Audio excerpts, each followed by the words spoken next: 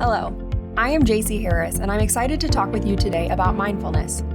I work at Blue KC as a behavioral health training and development specialist. Prior to coming to Blue KC, I worked as a therapist for individual and group therapy sessions. One thing I noticed is that mental health is quickly moving into this mindfulness space. However, it tends to be difficult for people to understand what that means.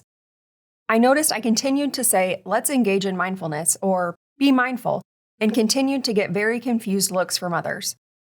When I came to Blue KC and joined the Mindful team, I realized this could be happening for others too. So I thought it was important to talk about mindfulness and what it truly is, as well as how we engage in it. For our session today, we're going to talk about a few different things. First, we're going to talk about some misconceptions of mindfulness. Then we're going to talk about mindfulness, and I will attempt to break it down into easy to understand concepts, as well as talking about the differences between being mindful and mindless. Then we will discuss the benefits of mindfulness, and lastly, what it looks like to engage in mindfulness. First up, let's talk about some common misconceptions. The first misconception I have for us is that mindfulness is passive. This is one I often hear when I hear others talking about mindfulness. We tend to think mindfulness just happens. I am sitting here, and mindfulness is happening to me. When in reality, our goal is to actively become more engaged with allowing ourselves to experience our sensations as they occur for us, being able to recognize what is happening and allow it to occur. And through this process, research often shows that one can gain wisdom or insight. The second misconception is that mindfulness is meditation. This one is a little bit more tricky. Yes, mindfulness can absolutely be a meditation. However, there are many different forms of mindfulness. And as we practice mindfulness more often and become more comfortable with being mindful, the goal is to truly practice mindfulness in everything we do. For example, oftentimes when we eat or take a walk, we may be focused on other things and not the walk or the food itself. The end goal of mindfulness is to be able to engage in mindfulness while we walk or while we eat or any other thing that we do in our lives. The last misconception I want to discuss is that mindfulness is easy. I think this misconception tends to be what trips people up the most as they practice mindfulness. The concept of mindfulness, staying present focused and experiencing whatever comes, sounds easy. However, it is rather difficult. Mindfulness is not easy, but it is simple. I like to describe mindfulness like a muscle. Just like exercise, when you begin, you often start with shorter time frames or less weight. And as you continue this exercise, you are able to work your way up. Just like this, when we practice mindfulness, we often begin with shorter time frames or specific mindfulness exercises. And as we build this, mindfulness becomes more second nature and more natural to you.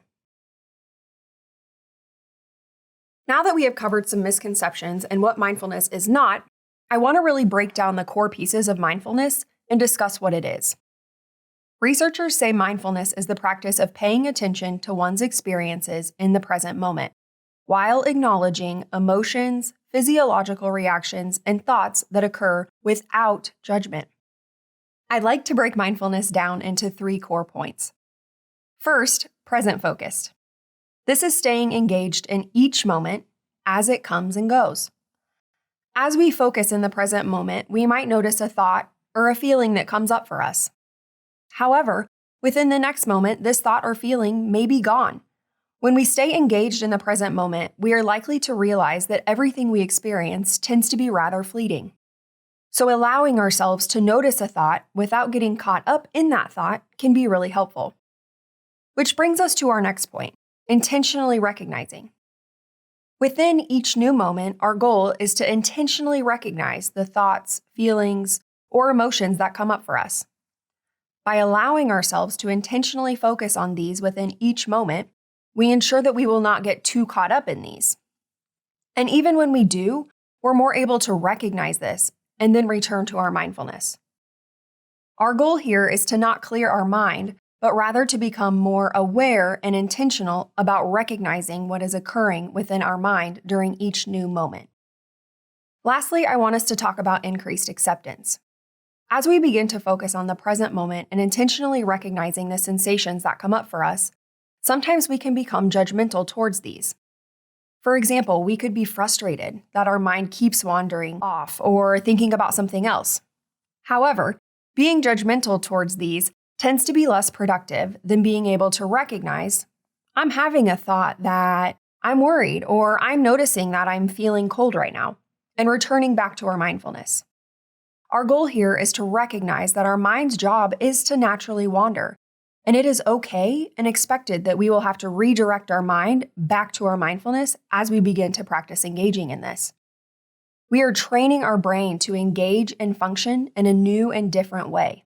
And this will take some effort until you've really incorporated this skill into your everyday life.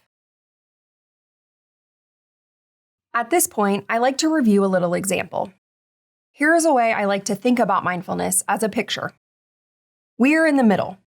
Think about this as being us practicing our mindfulness, and everything around you could be what you are experiencing. As we focus on the present moment, our goal is to be able to intentionally recognize and accept any of these that come to us, while not getting caught up in them or judging them. Rather, noticing and then choosing to respond and bring our brain back to the mindfulness exercise we are engaging in. For example, I may notice that I am feeling my stomach growl, and I can think to myself, I'm noticing that my stomach is growling, but I am choosing to continue to focus on my mindfulness. This will allow you to continue to engage with the present moment and be ready for whatever you may experience or think about next. By allowing ourselves to be more aware of these sensations, we can choose to commit to being mindful and focus on the present moment. Now that mindfulness is hopefully making a little more sense, I want to talk about the difference between being mindful and mindless. A lot of times I hear people say, well, if I'm being mindful, then my mind should be full. As I've said many times throughout this presentation, mindfulness is not about clearing your mind or having a mind that is full. It is about being aware and intentionally recognizing whatever comes up for you in each moment. So this graphic shows that if we are being mindful, we are focusing internally on what we are experiencing. Now, when I say internally, I don't mean only internal experiences, but we are noticing internally what may come up for us and recognizing any external stimuli that our body is taking in or noticing. So we are being non-judgmental, aware, and open-minded to whatever may come to our mind. Moving to this mindless side, mindless is what people refer to when they say their mind is full. This tends to be more of an outward experience. When we look at being mindless, we are often more judgmental toward what we are experiencing. They tend to be more tangential. So when we have one thought, for example, I have a work meeting tomorrow, then we think about how we aren't prepared. Maybe we don't have time to prepare, and eventually maybe we worry about failing. And then the last one, and I think probably the most important one, is that being mindless tends to be habitual for us. Throughout our life, it is often mindlessness that has been what we do, and where your mind goes in times of stress or when you do something new. This is normal, and as a society, we are often encouraged to live mindlessly and constantly be thinking about 5 tasks at once. And this is why mindfulness can be so difficult for us, because we are shaped to live mindlessly. One final point here, many times our worries or thoughts lead us to behave in certain ways, as we often react to what we are experiencing. But being mindful helps us to begin responding to our experiences rather than simply reacting to them.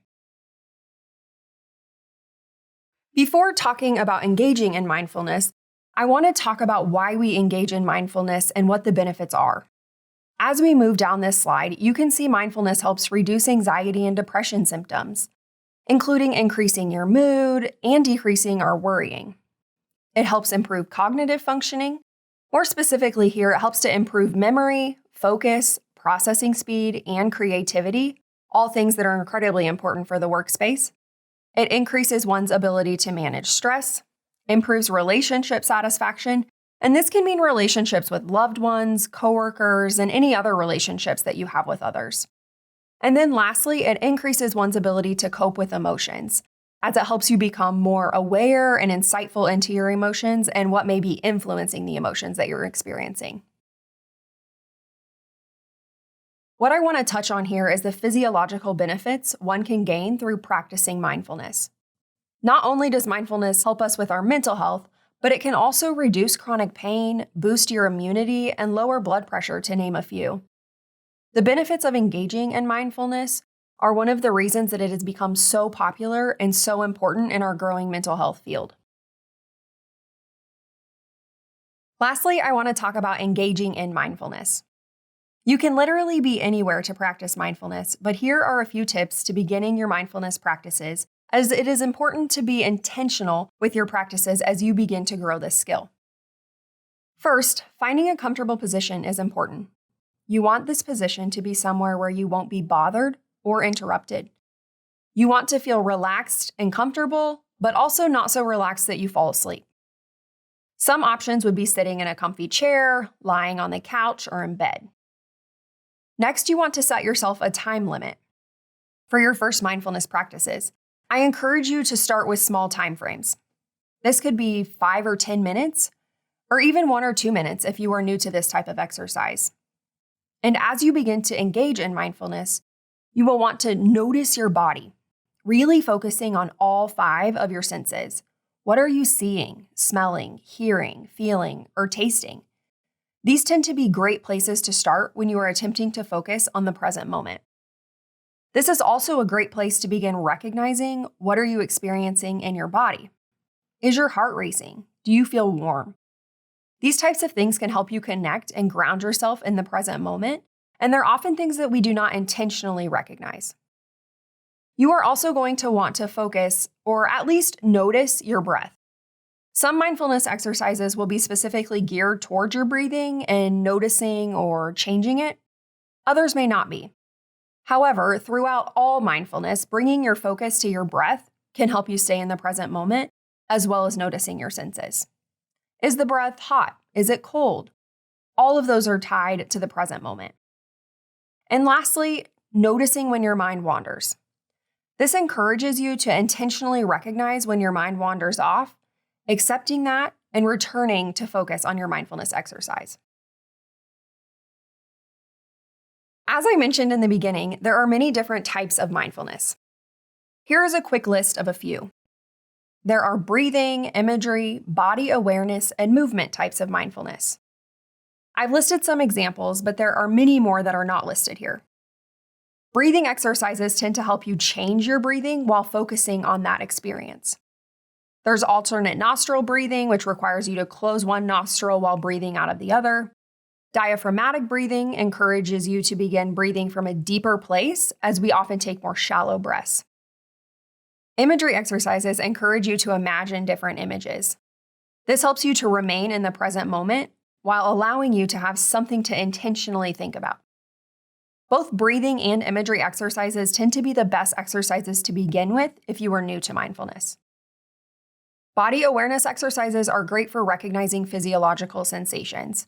Specifically, these allow us to be able to recognize tension in our body and release the tension while noticing what a relaxed state feels like. Lastly, movement involves the entire body and allows you to practice mindfulness as you engage in different types of movement. The last thing I want to touch on is that Blue KC members have access to a mindful advocate 24/7. These individuals are there to help members with everyday issues that may be causing you distress. Members can call on a mindful advocate at any time or visit the website for more information. Thank you so much for your interest in mindfulness and Mindful at Blue KC. I encourage you to begin small and start working to grow your mindfulness muscle. Thank you.